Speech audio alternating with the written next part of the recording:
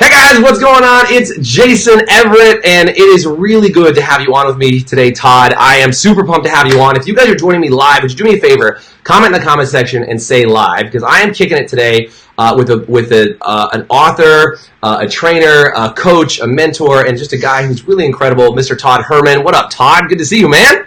Good, my man. As always, you're looking sharp. I do what I can. Where are you today? Did you just do jazz hands? Yeah, well, look, I was a ballroom dance teacher for 2.5 years of my life. I come with jazz hands. That's all I'm saying. Anyway, where are you today? Are you out in New York? I'm in New York City, right outside of me. My office here is right on top of the High Line, if you haven't been, which is a fantastic way to see the city through. Beautiful, beautiful, man. Well, I'm pumped to have you on. I'm out here in Sacramento, so we're coast to coast today, coming to you and making some things happen. Now, if you guys don't know Todd Herman, he's an amazing dude just as a person in general, but we know each other through a mastermind group that we do, and I kind of casually met Todd and just, he's a good dude, and I'm sharing some great insights and details, and I was like, oh yeah, this guy's got some great stuff to say. And I casually mentioned a quote that you gave me one day, Todd. I said to somebody, this guy named Todd Herman said something. I don't even remember what the quote was. And this gal freaks out, and she's like, oh my God, you know Todd Herman! She's like, I love Todd. I listen to all this stuff. I check out all his things. And I was like, whoa, mega fan, right? So you might be a mega fan of Todd Herman. If you are, do me a favor and say mega fan. If you're just meeting Todd for the first time, say newbie. Gonna be a mega fan. Yeah, you're gonna be a mega fan. Soon to be mega fan given, right? That's the big deal.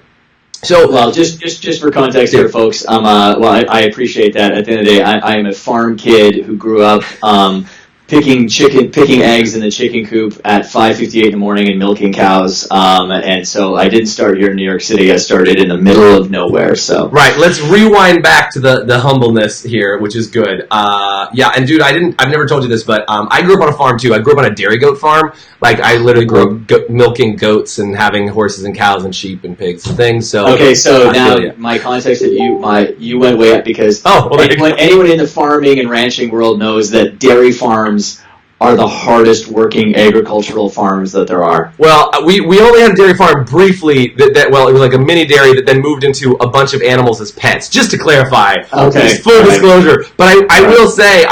I mean, we at one point had like 40 some odd goats and all these other. So look, there's plenty of farming to do. That's all I'm saying. But yeah, dude, it's really interesting to me that you put out this new book, and if you guys have not checked out Todd's book, it's called Alter Ego. Do you have one? Because I literally got a copy. It's so good. I've been giving it to people. Every time I get one, I just give it to somebody else. So I don't even have a copy. I only have my Audible book on my phone, which has been awesome. But dude, here's the thing that I think is really fascinating. There's a bunch of people in our High Performance Salon Academy. I told them about your book, Alter Ego, which, by the way, if you've got Alter Ego and you've paid attention to it, do me a favor and say, I have it. If you want to get it, say need it in the chat. But here's the thing, man. Dude, you have such great stuff in here, and I didn't realize this has been a huge piece of your body of work for years and years that you finally put into a book and released, and it's just so high quality. Like, the information in there is different, it's new, and I think it's needed, man, and I'm just really stoked to have you on today and talk with you. Yeah, I mean, absolutely. So the great thing about the idea, though, is even though it's new because it hasn't been maybe broadcast and said before in this way, what I say in the book and what I like about it is I look at this as like the great remembering for people because every single person has already used this because it's baked into, the human psyche and the way that we navigate life at a young age, and then we forget about our creative imagination and we start to go off and, act more serious and try to wear these different personas that don't really work for us. And an alter ego is, for me, as someone who's worked with pro athletes, Olympic athletes, I've been swimming between the 6 inches of the ears of people for 22 years now, was always the fastest path for me to help someone get, all of their capabilities out onto the field of play, whatever that might have been for them, whether it's sports, entertainment, public figures, leaders, and entrepreneurs, and just, moms and dads even. Totally, and that's what I love. I mean, dude, you're again, I love the humility balance with the work ethic. I mean, I think you just do an incredible job of that because, I know you've worked with some of the highest achieving performers, including Olympic athletes. Like I remember you saying you were out in Beijing doing some work or working with some athletes that were in Beijing. the Olympics, and that you truly are a mindset coach, but from the standpoint of how do you implement, install this right away and get somebody to create, I'm just going to call it like superhuman performance, right? You get people who are like, look, I'm hitting this barrier, I'm hitting this wall, and all of a sudden you get them to have this release because of something called the alter ego. And if you don't know what an alter ego is, for those of you that are watching, I mean, I think everybody kind of understands an alter ego, but can you give me like the Reader's Digest shenanigans on an alter ego for those people who are watching who maybe never heard that term before? Yeah, so I mean, first, I mean, an alter ego, I mean, the first time it was ever coined as a term was back in 44 BC by the great Roman philosopher and statesman Cicero, where he said in a letter to a friend that the alter ego is a way to bring is a way to create the other I or trusted friend between your ears. And so, I mean, we all know how important it is to have great allies around us and mentors and coaches and great friends and supporters and all those kind of things in order to help us get to where we want to go. I mean, it's just undeniable that relationships are one of the fastest paths you could ever take to success when you've got that great Rolodex. Totally. But where people forget is, you spend 24 hours of your day inside of your own head. And that's where people beat themselves up. They judge themselves. They create all this anxiety and worry and stress about what other people may think of them if they go and take a certain action, if they say something or whatever. And that alter ego is that ally that comes in between your 6 inches of your ears and helps you to navigate life with more grace and more grit. It's based in science. In the book, I talk about all the different psychological, basically, triggers that it's pulling to help you get out of your own way. We all have resistance. We all stop ourselves in some way. And the alter ego is us playing with the idea of someone and something else, which then untethers ourselves from the strings of resistance that typically holds us back, because now we start acting through the traits and qualities of someone and something else that we admire, that we want to tap into. And now all of a sudden, all those capabilities and skills that you've worked on all your life, that you've got waiting for you, somehow now pour out onto the field of action and play.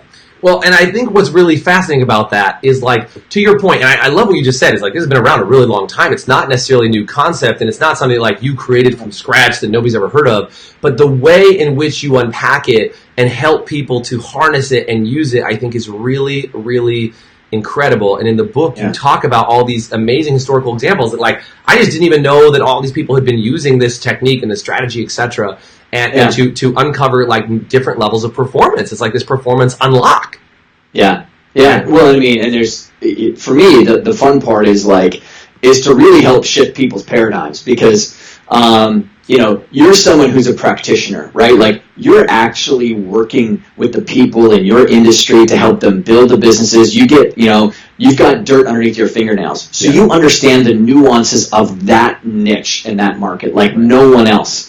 Right? And that really matters. And I think one takeaway for people who are listening is that if you're looking to actually make change happen in something, a lot of people, if they get on Instagram and they follow people, and maybe it's because they admire them in some way, but my question is always, does this person work with people one-on-one? Because only people who work with people one-on-one understand the nuance and the depth of something. Yeah. And that's what you're kind of getting to around this concept is, I uncovered it in the work that I was doing with athletes. As I rose through the ranks and got to higher and higher level people, this kind of common thread was being weaved amongst them, the ones that were consistently performing at high levels. And they would all say things like, I use this other persona, I have this character that I use, or, I step into a different version of myself. And I was like, wait a second. And I went through all my notes, started to codify the process because I used it for myself as well.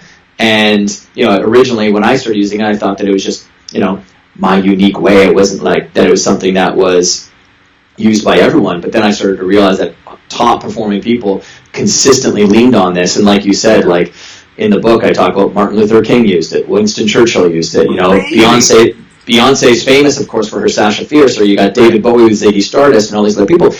But the mistake people would make is saying, oh yeah, I can understand how an entertainer or an athlete would use it, but I'm a business owner, how do I use it? Well, at the end of the day, we all perform, meaning we all do something to get a result. Now the question is, do you like the results that you're getting? Do you like the way that you're showing up? Do you like the way that you maybe are standing on the sidelines sometimes and not moving forward on the things that you really care about?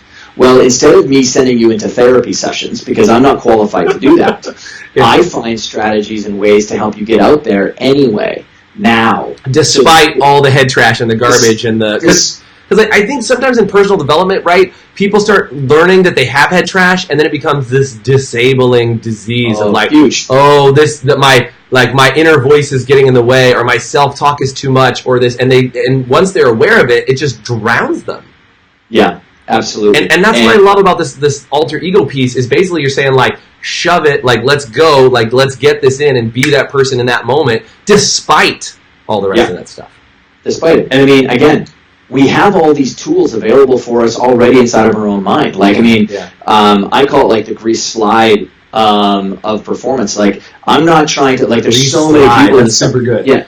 Well, there's so many people in the self-help personal world that are like trying to invent things that defy the psychological makeup of how we work, right? Yeah. And they pass paradigms across to people or ideas that actually trap you. They actually prevent you from getting out there. A really popular one that's out there today, like if I want to get a lot of likes and shares on a post right now, or you do, they talk about authenticity, authentic self, which is fantastic virtue signaling. Yeah. Here's what I can tell people. Doesn't exist. The authentic self doesn't exist because there's no such thing as the self. We have many, many sides to us. We show up on many fields and many roles in life, and there's different parts of our personality that get magnified in those areas. I'm way different, of course, when I'm around my kids. You know, I want the gentle, fun, playful, patient dad to come out.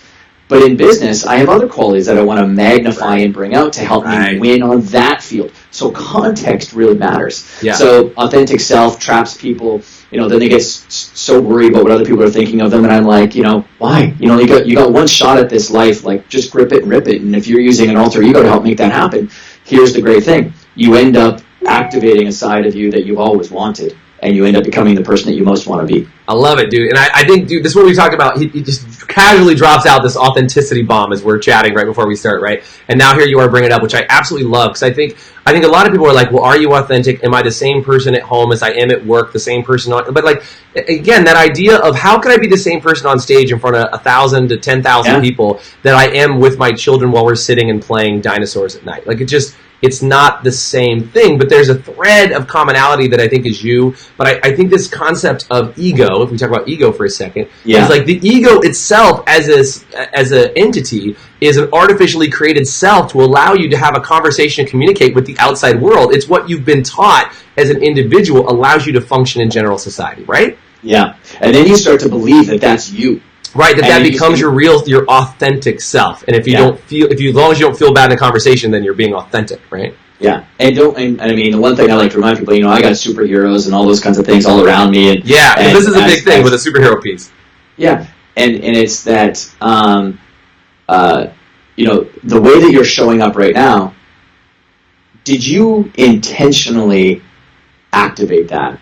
Or don't forget, like when we're young, we're just osmosis and we're just soaking up ideas from other people. And there's this great quote in the trailer right now to the Elton John movie that's coming out, where a young Elton John is sitting next to another entertainer, and the young guy says to him on the couch, "Sometimes you got to kill the person you were born to be to become the person you want to be." Saw that, dude. That was such a great. I mean, and that's an example of, and that's, I mean, he created Elton John. That's what he wanted to become. Yeah. Right? Yeah. And so many people get trapped in the narrative of like how they grew up, and they're not, you know, intentionally activating what they most want to go and become. And don't forget this one thing: our great superpower. That's why I've got, you know, all these superheroes that are around us. We all looked, you know, it's a popular genre of movies that are out there.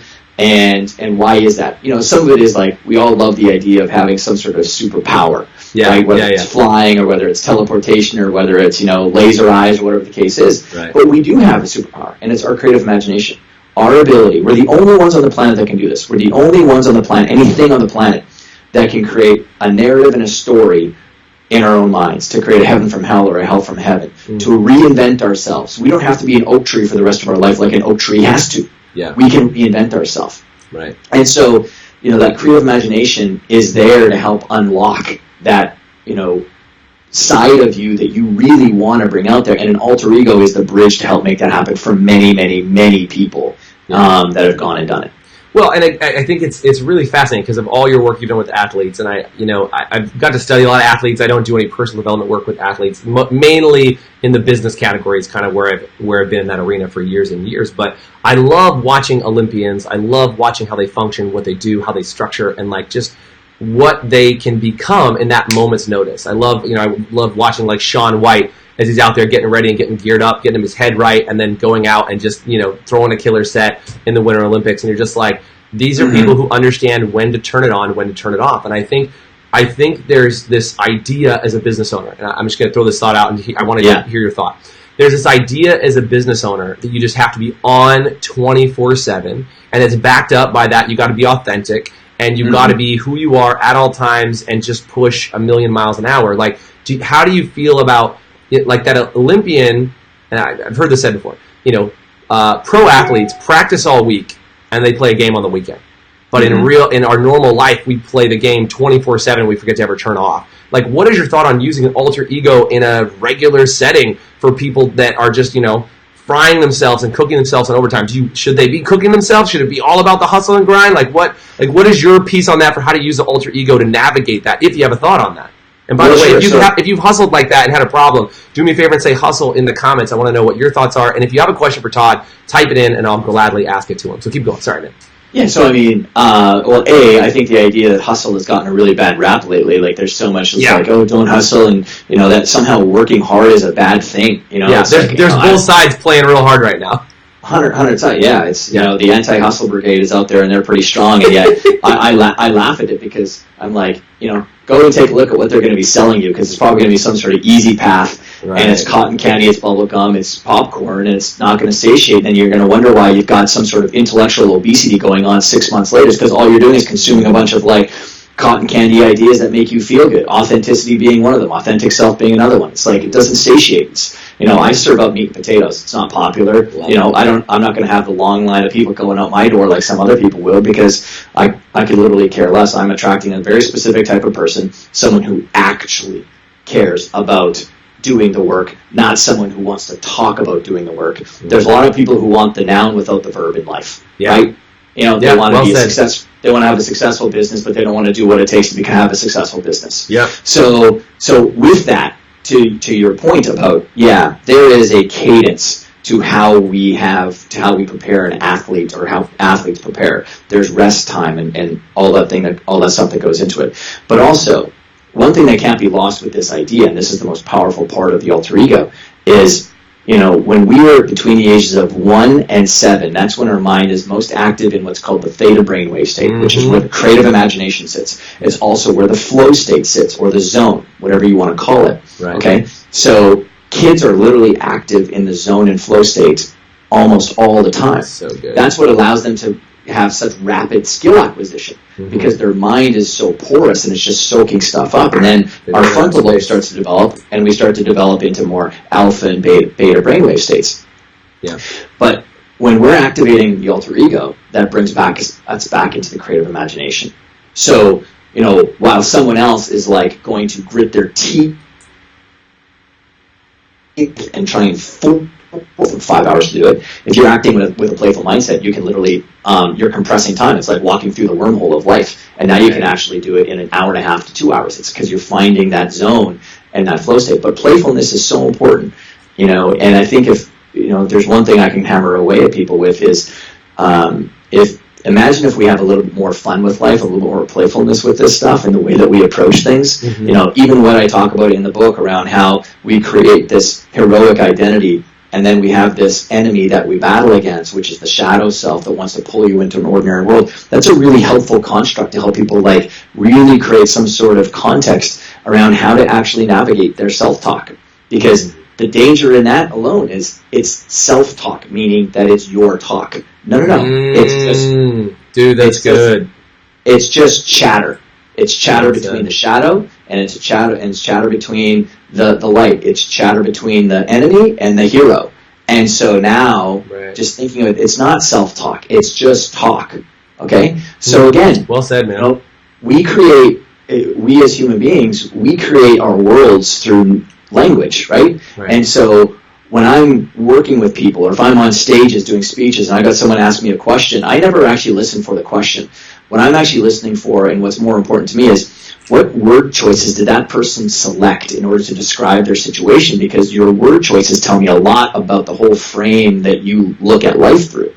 So self-talk is an example. I think with people spend more time just examining the words. That's why I'm not coming at people who use authenticity and say that they're bad people, because I know what their intent means. Yeah. You know, what they're trying to get to is like really trying to find that real core fulfillment of what you can actually do and how you want to show up. It's just that the word choices that are being given to people trap people more often than not.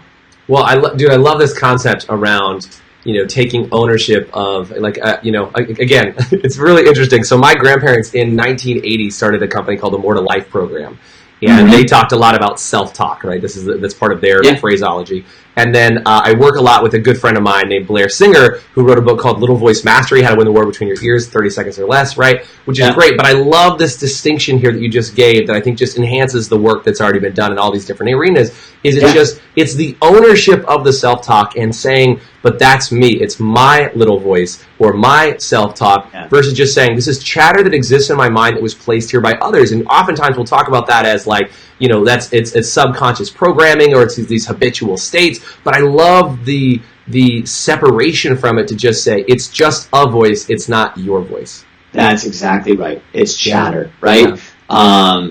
Because what am I trying to give you as a tool by saying this? Detachment, right? Yeah. Detachment. The Buddhist philosophies talk about it so much, and many other religious and spiritual philosophies talk about it as well. Mm-hmm. So anytime we can create that detachment from and really protect that core part of what we are actually made of. You had said something earlier around, so many people are asking themselves, like, who am I and who am I? Right, and who am I, again, is another question that can trap people. Right. Because if I ask you, who are you, Jason? You're typically going to, because of the way the construct of that sentence is, or that question goes, is you're going to go to your past experience and you're going to create some sort of narrative and resume for me. Right. And for many people, based on your experiences. Yeah, and a lot of people, they don't like what they look at. And it's human nature. It's the classic idea. If I put up a YouTube video and 99 comments say you're amazing and one says, nice shirt, you hipster doofus or whatever, that's the one that's our pebble. That's the focus. Yeah, totally. We ignored the 99. And so it's not, I don't ask people, who are you? A better question, because it gets into substance, is I ask you, what are you? And here's what we are. We are creative beings that can choose in any instance to creatively express ourselves in a completely different way. And so instead of me going who and getting all of your narrative, I'm going to go to what. Because now we've got building blocks, we've got substance, I've got Legos that I can work with. Totally. You're reminding me of something, because I'm fascinated by this topic. I think I'm obsessed. And again, in this term of I could probably talk with you about this for weeks and weeks. I know you probably don't want to hang out with me on Facebook Live for weeks and weeks, but I will say one thing that was really fascinating, short version of a super long story, is I went to a good friend of mine for his 10-year high school reunion. I went as him, as an imposter to his high school reunion. Okay, and we just thought we'd pull this joke off, see what happened. And I actually got away with it. We looked nothing alike, pulled off this huge, crazy shenanigans. But what the thing that kind of came to me out of that was a really interesting awareness and awakening for me was how easy it was to completely absorb somebody else's identity.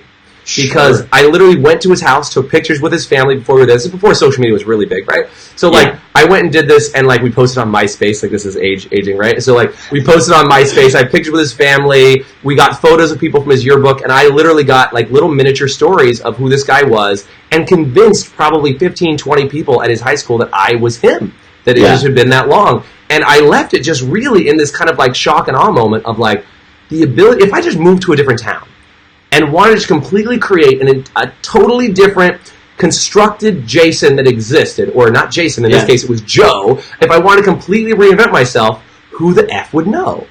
And it just hit me as this amazing capacity that we have as beings to only be who we've decided we want to be, which or how others have decided you to be. Yes, you don't right. Even know it.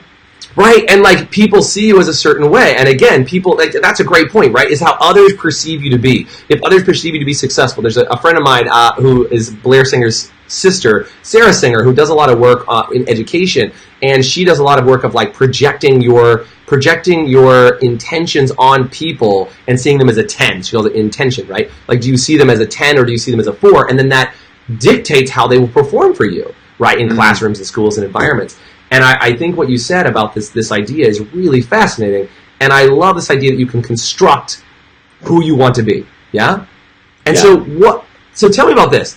How would you, Todd, like, I mean, first of all, if you guys are loving this interview, would you do me a favor and say loving it in the chat? I want to know, and hit the heart button as many times as you can for Todd on this, because I want to know that you're digging this.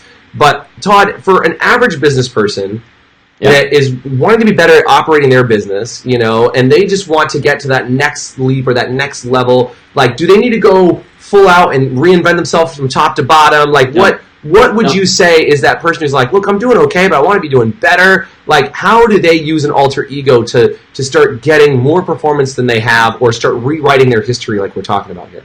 Yeah, so, I mean, it's like, we talked about this before, it's always in context. So we have many roles that we play. You know, that even in the role of entrepreneur or business owner, there's actually a lot of sub roles that we play. So, you know, for me, I play the role of leader of my team, right? The CEO of the company. Yeah. And so the qualities that I want to bring to those meetings and those calls and the direction of things is different than when I go out and I do speeches on stages, just like you do, right? And so now I've got and what I would start people with is, what area of your business do you feel like you're most under-indexing or underperforming, or you're most frustrated with right now? You know, is it the role as the leader? Is it the role as the person who goes out and is the, you know, chief evangelist of the business and goes out there and extracts the sales and all that kind of stuff?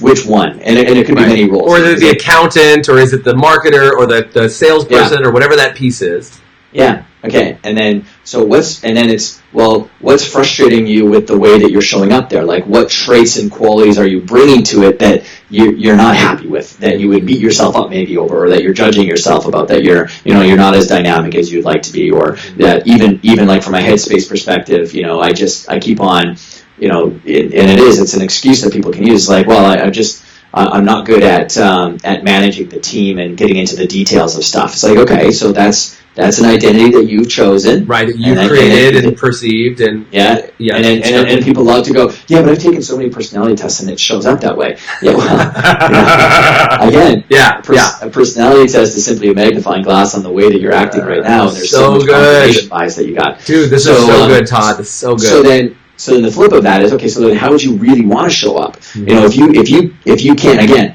this is you understanding that you can, if you've adopted the paradigm that you can shift and change in a moment, then okay, so then how would you most want to show up, or who already represents how you'd most like to show up in that new moment, or in that new role, or in that new way? Is there someone you've been inspired by in the business world for a long time, or a mentor, or even in the world of, like, you know, movies or superheroes or animals? You know, like, there's inspiration, because what we're looking for is the traits that you want to bring to that now, and then who might already embody those traits. That's already there. And that might end up becoming the alter ego that you create for yourself. Is, you know, when I go home to my kids, how I want to show up with is the traits of Mr. Rogers, right? Like, when I think of someone who is just phenomenal with I've got a little kid, right? Is Mr. Rogers. And so that's my inspiration, and I have a little bracelet. I talk about the importance of using a totem, an artifact. I was just going to bring up totems, man. Yeah, so let's chat about totems for a second, because I think, by the way, I love that you just said Mr. Rogers, which, by the way, great. That's a killer movie to go just really wrap your brain around it. Like, I watched that movie, and I literally was holding back from, like, a terrible cry, like the whole movie, because I was so invested emotionally, right? Because it's just so powerful. What that movie is, if you watch it, 1/4 of that movie is basically them unpacking Mr. Rogers' alter ego, which is Daniel Tiger. Totally. Yes. It's so good, because you just look at it and you go, no, that's really Fred. Like, that's kind of as they talk about it, right? His wife said that. His wife said that Daniel Tiger, the puppet, was the most real version of Fred, because he could get Daniel Tiger to say the things that he most wanted to say. Yeah, dude. Thank you for drawing that parallel for me. I really appreciate it. So I want to talk about this totem concept, because I know we've talked about totems, like, you know, Superman had totems, and Martin Luther King had totems, all these other people had totems.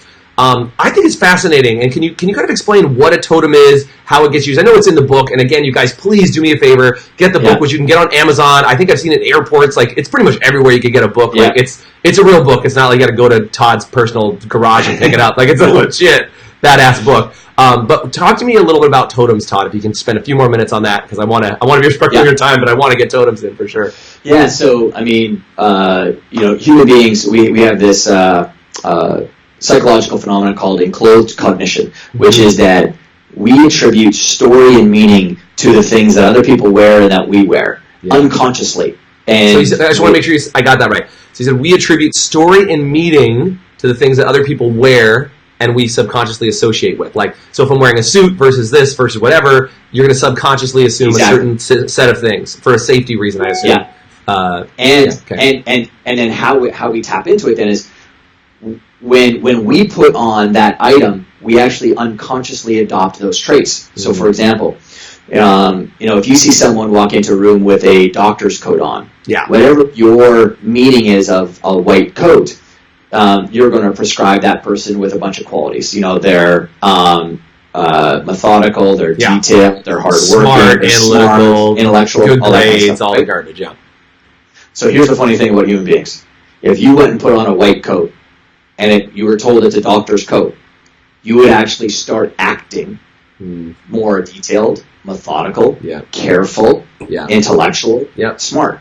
So, again, this is that whole grease slide thing. I'm just trying to find already existing phenomena that exist inside of the way that human beings operate, and then I use them and I create more sort of training around it or tools around it so I can help people activate the self that they most want to bring to that situation. So that's why when we're using a totem or when we're activating an alter ego, a totem or an artifact is so important because we can take something like a pair of glasses, just like Martin Luther King did. He went out and he bought a pair of non-prescription glasses, fake glasses. Even his friends, when I've told this story, people that knew him well thought that he needed reading glasses, and I said, no, they're not.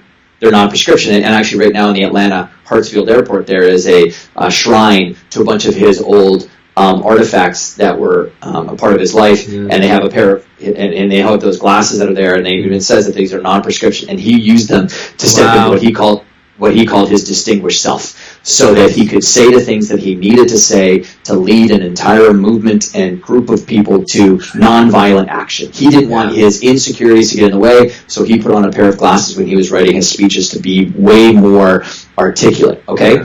So I did the same thing. I've got perfect vision, 2015 vision. When I was young, I was so insecure about how I looked when I was trying to go out there. No one was going to believe this 21-year-old kid. And because you started young, right? I mean, you were really working with major professional athletes and all this stuff when you were really young. And again, that's a huge thing to overcome. So that's when you put that totem in for you, right? Yeah, exactly. And those glasses, I was stepping into my inspiration, which was, the name I gave to my alter ego was Super Richard. Rich is my first name. Okay. And so Richard just sounded more professional. I didn't give that name to other people to call me. I was still Todd. It's just it's how you think of it. But my inspiration was Superman and Joseph Campbell and Benjamin Franklin, the three of them coming together because I wanted a lot of their different traits. And, when I put on those glasses, I was activating the traits and qualities of being articulate, decisive, and confident. Yeah. So articulate like Joseph Campbell, decisive like Benjamin Franklin, and confident like Superman would. And at no point in time when I was Super Richard, would I even think the thought of being concerned about what other people are going to think of me and how young I was. Super Richard never thought that way. Yeah, never cared. Yeah. And so that totem, that artifact, that talisman that you use is a way of anchoring yourself into that identity that you most want to show up as so that you can, extract the performance out of you that you most want to deliver and not be so concerned with the head chatter that typically goes on in people's minds. Yeah, so what is it, Todd? Why do you think the totem eliminates that head chatter? Like, what is it about that? Like, what's psychologically happening? It's because you can disconnect yourself from all the identity that comes with it because there's not a or you invented a backstory or create a backstory for this all of those persona. Things, but how does that play out? It's that powerful ritual, and it's that powerful. I talk in the book. Just that final step in this whole process is that power of really using intention, because you're not doing this to be fake. You're not doing this to like trick and deceive other people. You're doing this because you've now decided how you want to be showing up. You're going to be the master, and you're going to be the master and commander of your. So it's not a costume, and I think that's the distinction, right? Is it's not a costume. It's like you've decided this is how you want to be in this mode. Not I'm pretending to be someone else. Well, I mean, again, this is where I know I don't even care. I don't care. I care if you get the new result. And so there was this great study that was done with young children. This lady had heard about the work that I had done with alter ego stuff, and she did this study at the University of Minnesota with 4 to 6 year old kids, and they brought them into a room, and they had basically they kind of separated them up into 3 different groups, and they gave them this puzzle, which was basically a lockbox with a whole bunch of different keys attached to it, and you had to try to unlock it, right? And the 3 groups were a group that were just kids in their regular clothes. Another group they told them to pretend to be their favorite superhero, and another group they gave them the costumes of their favorite superhero. Batman and Dora the Explorer, to be exact. Got it. Okay. Well, what were the results? Well, the kids who were just in their plain clothes, they quit far sooner than everyone else, and they would say things like, this was their chatter, their self-talk would be things like, I can't get this, I'm going to quit, or I'm just not good at puzzles, all right, this is too hard, and they would stop. Why? Because it's the pain of humiliation and embarrassment of being around other people and you failing at something, okay? Right, because you then have to own the failure, right? That's exactly. a big part of that. Yeah, okay. Got a huge, very important point. Yeah. Second group, well, the ones who just pretended to be, they did last longer than the other kids. So they showed higher levels of grit and perseverance. But the ones who had on the costume lasted way longer than everyone else. And their head chatter and how they were verbalizing and vocalizing sounded like this: Batman wouldn't quit, so I'm not going to quit. Yeah, I love it. Dora the Explorer always finds a way, so I'm going to find a way. Yeah. So again, you can pretend, and you can pretend, and that's going to get you an nth degree level better performance than if you just had your normal identity showing up.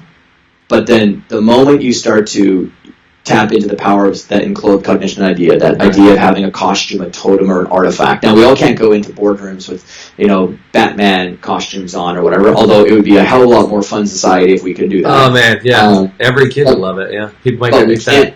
But we can carry with us a totem, just like one of my clients. She has the wrist guard of Wonder Woman. The Wonder Woman wrist guard, yeah. That's awesome. That's cool. And I talk about her in the book, and she's an equestrian in the competition of dressage, and that's what. And so that's when that clasp shuts, she's activating Wonder Woman, and then now we're getting into that final step of honor whoever and whatever that source of inspiration is. Like, I'm not going to dishonor the memory of Joseph Campbell or Benjamin Franklin or Superman by not acting as they would in that moment. And now that creates this powerful emotional connection between the idea of how I want to act and me getting out on the field to play. Because at the end of the day, just to leave people with this, never forget that we are triune. We're mental, we're emotional, and we're physical. And so most of us have an idea of how we want to act, the ideal life that we want for ourselves, or the next action we want to take. But somehow its ability to get out onto the field and us take action on it doesn't seem to be there for some people, or we don't show up, with all of our presence in that moment. And why is that? It's because the idea has to walk across the bridge of emotion to get out onto the field play of action, right? And so the more and more that you are connected deeply and emotionally to that alter ego, that idea, that identity of how you want to show up, the higher the likelihood is that all those capabilities, those ideas, those skills that you have actually show up. And for me, that's peak performance, right? And that's, at the end of the day, I'm just trying to help people get into the zone, in the flow state, so that they get more of themselves out there. Dude, I love it. This has been incredible, Todd. Thank you so much. I guess in that vein of like taking action, and as I was reading your book, I love that you used the term choose your own adventure. You were talking about like, look, you can kind of grab pieces of this and use it. I'm actually writing a book right now that's a semi choose your own adventure style too, which I loved, which I'm like, hey, farm guy, choose your own adventure. I like this dude. But like what I thought was fascinating is this idea on action, right? And I know when you said in the book, like, this is choose your own adventure, and like maybe the totem is the first stage. Maybe it's putting together a list of all these things. What's the action step? Somebody who's watching this interview, I mean, freaking get the book. Like, read the book, listen to the book, do anything you can with Todd. Watch more of this interview. Watch it again. Go check out the 800 million other interviews. What interview number is this for your book, by the way? Didn't you tell me? 101. Yes! I got 101! I love it. That's the magic number. And what would you drive people to do, Todd? What's the first action somebody in the next 24 hours could go out and do, or even better, in the next hour, that would help them go and start to do some work on this alter ego and start to establish it as something that would help them improve their performance? Well, I mean, one simple, at the end of the book, I talk about missions, mindsets, quests, and adventures, like some first actions that you can take. So, how would you go and shop at your local store as the person that you would be inspired to be from the health perspective? So it's like, if you're struggling with health right now and you make the choices of eating the burger, the Big Mac, or whatever the case is, well, what if when you sat down and you ordered something, you didn't order, but instead, Captain America ordered in that moment. Yeah, or what would Dwayne Johnson order if he was here? Exactly. Or whatever. Yeah, I gotcha. And so, again, it's just adding this playfulness to life of, how would you be shopping if you were walking through the aisles as Wonder Woman? Like, how would she, and what foods would she be choosing? That's all we're doing. And that's what we did as kids all the time, is like, what could I do if I jumped off that sofa as Superman? How far could I go? Yeah. How good could I play the game of basketball if I was LeBron James? And then you start to activate those qualities, just like you did with Joe when you showed up. Yeah, you buy the sneakers, or you do, and that's part of that whole thing, right? Is like kind of owning and saying, like, I got my Jordans on, or whatever that piece is, to get you to that stage. So okay, so start to use it in the day, like whether that's grocery shopping, or pick an area that you want to start showing up differently. Pick a person, try it, and just see how that works in the next 24 hours. Yeah, and then but really be intentional. Like, how would Wonder Woman be walking when she's going through that? The whole thing, top to bottom. Top to bottom. Would she would Wonder Woman be making eye contact with people? Well, I think she would, because she's so comfortable in her own skin. Yeah. She knows that she can kick any sort of ass that's out there, so she's not going to be afraid of So it's just, again, the more and more that you tap into those types of questions, the more and more you start to unlock yourself from this current identity that you've described yourself as, and you start to play with a new idea. Todd, this is amazing, and I thank you for the work that you've already done. I mean, I know lots of people have thanked you, including those crazy raving fans that I mentioned that I had introduced you to. Hopefully, if you watch this interview, you are now a raving fan of Todd. If you are, do me a favor and say raving fan, because hopefully we converted you.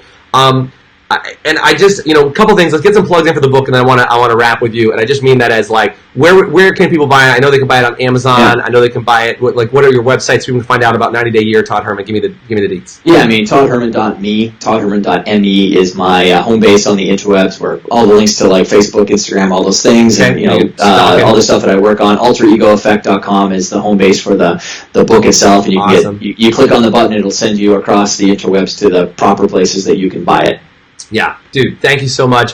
And again, I just think that the work that you've done has been very inspiring for me, so thank you. I'm just so grateful. I hope it has been life-altering for you. I saw Melissa on here said, I'm going to share this with my team in the huddle tomorrow. Like, she's a raving fan. Like, they're just mounting off here. So I just want to say, Todd, dude, keep doing what you're doing. I know you've already done incredible things, and dude, you're in just round one, baby, and there's a lot more for you to do. Anything I can do to support you and encourage it. I hope everybody that I know buys your book. Thank you so much for being here, brother. I really appreciate it. Thanks, Everett. Appreciate it, man. All right, guys. See ya.